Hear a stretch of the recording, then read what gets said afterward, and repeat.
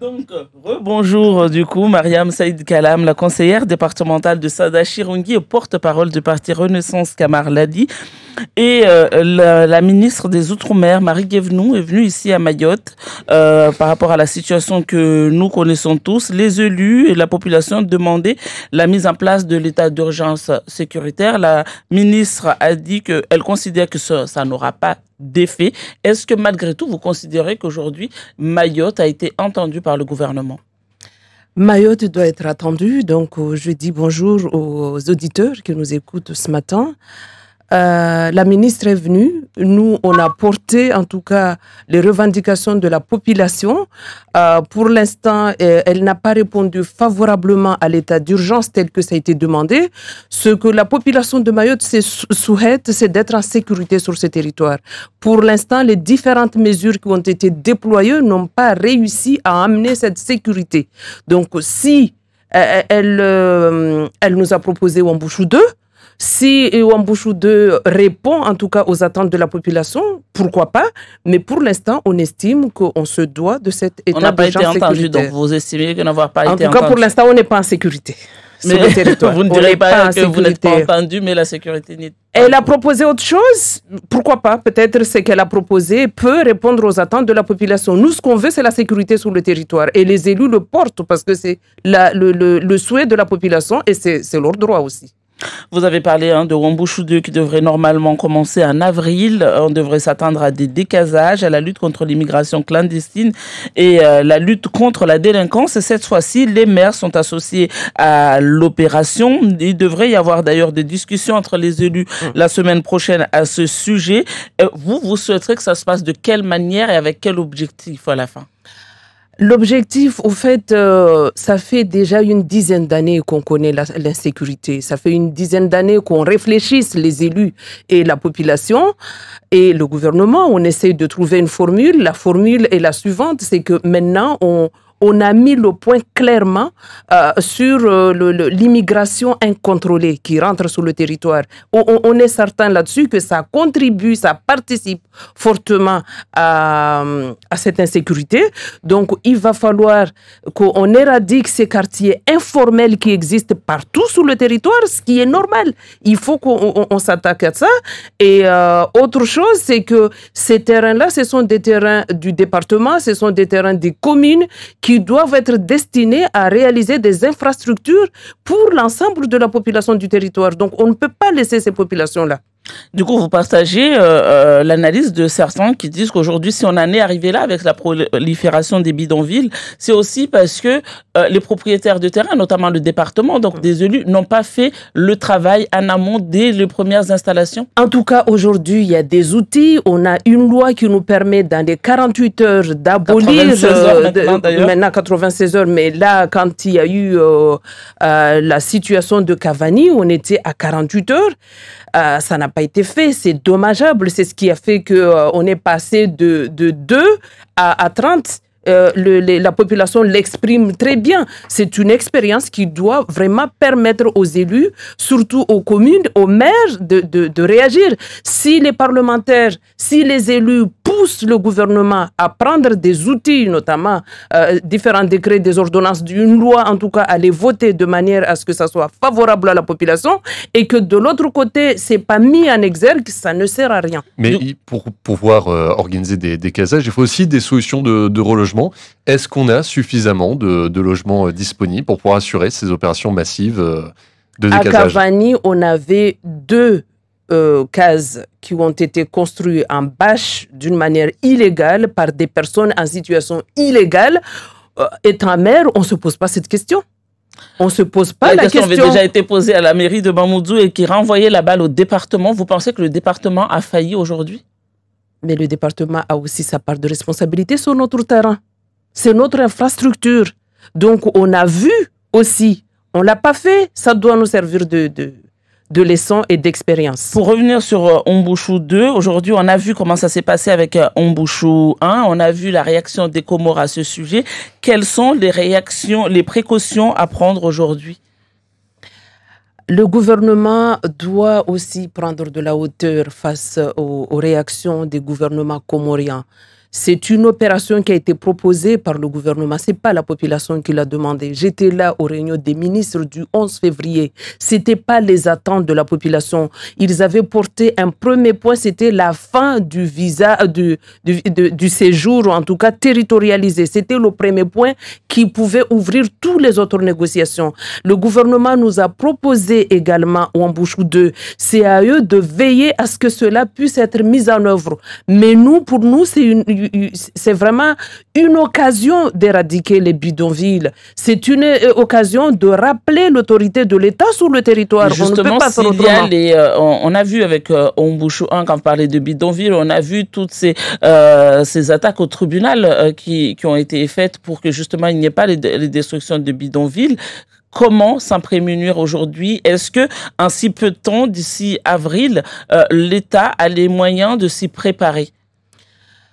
Il l'a annoncé au mois de février, ça veut dire qu'ils ont déjà pensé, ils ont tiré les conséquences en tout cas de Wambushu 1 parce que c'est similaire et qu'on ne peut que croire à ce que les choses soient plus bénéfiques pour la population. On n'a pas le choix, ce sont des outils qui sont proposés par le gouvernement.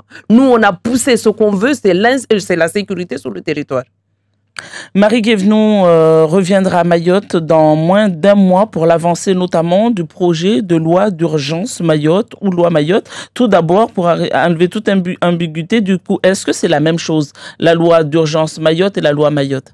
C'est pas la même chose. Nous, on a travaillé sur la loi Mayotte. On nous parle d'une loi d'urgence.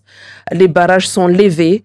On a enfin accès à nos bureaux librement. Cette semaine, on va se retrouver au département pour commencer à travailler.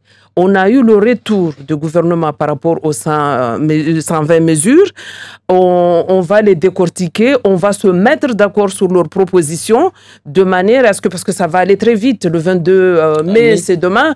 Donc, on va faire en sorte qu'on puisse déjà travailler et arrêter ce qu'on nous a proposé. Et là, on a entendu parler de la loi Urgence Mayotte. Moi, j'avoue ici que je n'en ai pas connaissance de cette loi Urgence Mayotte. Par contre, la loi Mayotte on a travaillé et le retour, j'en ai pris connaissance là au mois de février. Du coup, comment vous allez travailler, comment vous allez l'accueillir, quelle discussion vous allez avoir avec elle alors quand elle va être là, si vous ne parlez pas déjà de la même chose? C'est pas pour elle. Nous, on a un mois pour travailler notre loi Mayotte, le projet de loi Mayotte. Mais si elle arrive, il faut parler de loi d'urgence Mayotte. Non, mais on saura. Le président du conseil départemental a certainement des éléments là-dessus. Il va nous les partager. Pour l'instant, on va se retrouver, on va travailler par rapport à l'outil qu'on avait au départ, le projet loi Mayotte, qui est un outil formidable parce qu'on n'a que ça. Pour l'instant, il faut le défendre, il faut l'améliorer.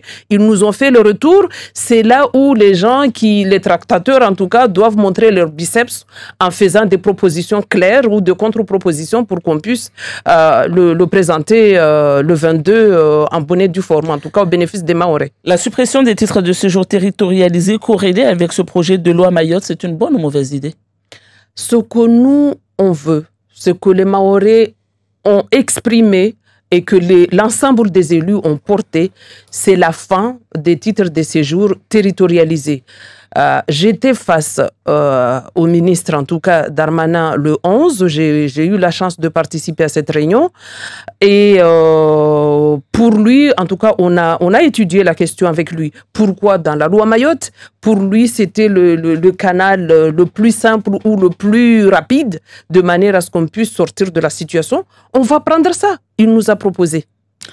Mais vous y croyez? Est-ce que vous n'êtes pas un peu sceptique? Certains se disent que peut-être le gouvernement pourrait en profiter pour mettre autre chose dans ce projet de loi Mayotte, finalement en vous mettant devant le fait accompli. Je ne peux pas être sceptique. On est acteur dans ce projet loi Mayotte. On l'a travaillé, la proposition qui est partie auprès du gouvernement. Cette proposition a été renvoyée. Ils nous ont renvoyé leur proposition. On prend connaissance de cette proposition. Moi, j'ai commencé déjà à fouetter. On va le travailler, on va se mettre d'accord entre élus, certainement avec la voix des forces vives, de manière à ce qu'on puisse envoyer un document. On va être vigilant quand même. Je pense que je profite quand même pour dire ça.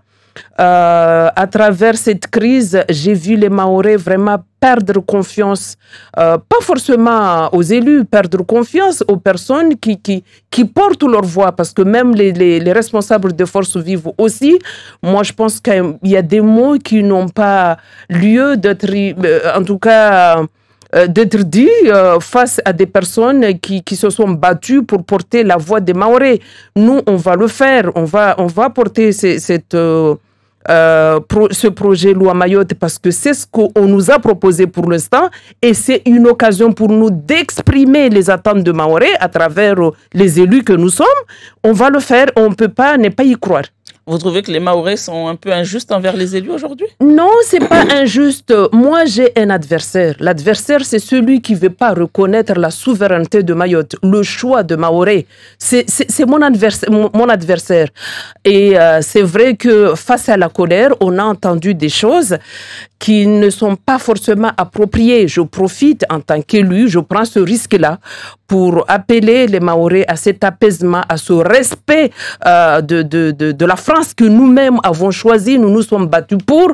Il y a des choses qui ne sont pas favorables aux Mahorais, nous estimons, et c'est à nous, en tout cas, de se battre auprès d'eux, mais pas forcément en faire des adversaires et alors pour éclaircir les choses, vous pensez notamment à cette manifestation Stade de Cavani où à un moment donné certains ont pu dire que si la France ne satisfait pas les Mahorais, elle peut partir. C'est ce genre de paroles qui comprend très bien, on comprend la colère parce qu'effectivement il y a des problèmes à Mayotte, mais moi je l'ai pris comme étant un échec en tant qu'élu.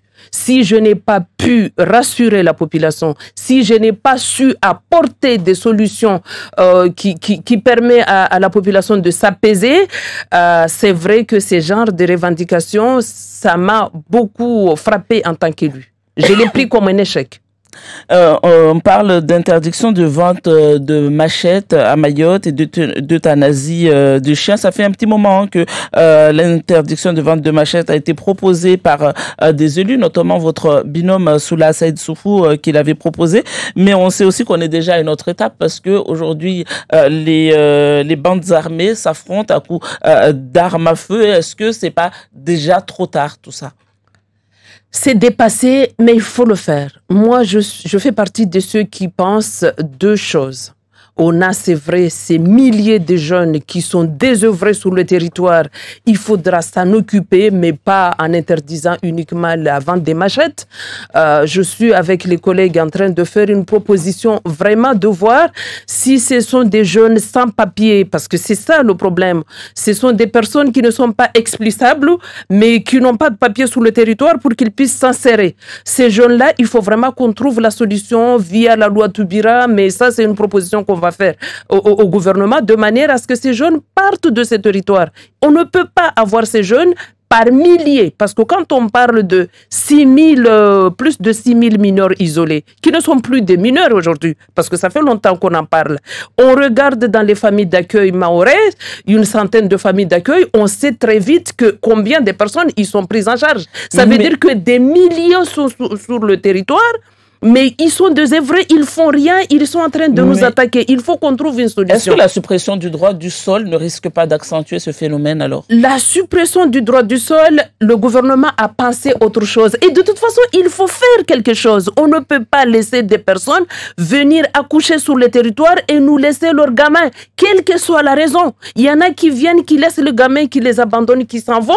Il y en a qui viennent accoucher pour avoir les papiers. Justement, ils ne peuvent pas avoir des papiers, mais qu'ils viennent quand même pour les conditions sanitaires à Mayotte. On espère à l'intelligence de la population et qu'on espère que parmi ceux qui viennent accoucher pour les papiers, on aura cette dissuasion qui fera que ça sera moins. 1% de 6 000, pour moi, c'est déjà beaucoup. Et du coup, Donc, on est obligé de faire quelque chose. Et je termine ma deuxième question parce que moi, je disais que vous m'avez posé une question. Moi, je vois deux volets. Il y a ces mineurs ou ces jeunes qui sont sur le territoire et qu'il faut de toute façon s'en occuper. Mais je fais partie des élus qui pensent fortement que le gouvernement français et les élus que nous sommes doivent commencer à penser que le problème qui se passe à Mayotte, c'est un problème politique. tant qu'on n'envisage pas que les Comores font aussi des efforts pour nous déstabiliser sur ce territoire, sans problème. On peut interdire les machettes, ça ne suffit pas. Il faut aussi des coups de poing politiques au niveau de la région, parce que moi, je le pense réellement. Et du coup, ce que vous proposez, c'est que ces mineurs isolés, un peu comme ça a été le cas avec les réfugiés du camp du stade de Cavani, soient pris en charge plutôt dans l'Hexagone qu'à On a un outil qui s'appelle la loi, le circulaire Toubira, qui permet, qui s'applique pas ici. De toute façon, ils n'ont pas de papier aussi, ces jeunes.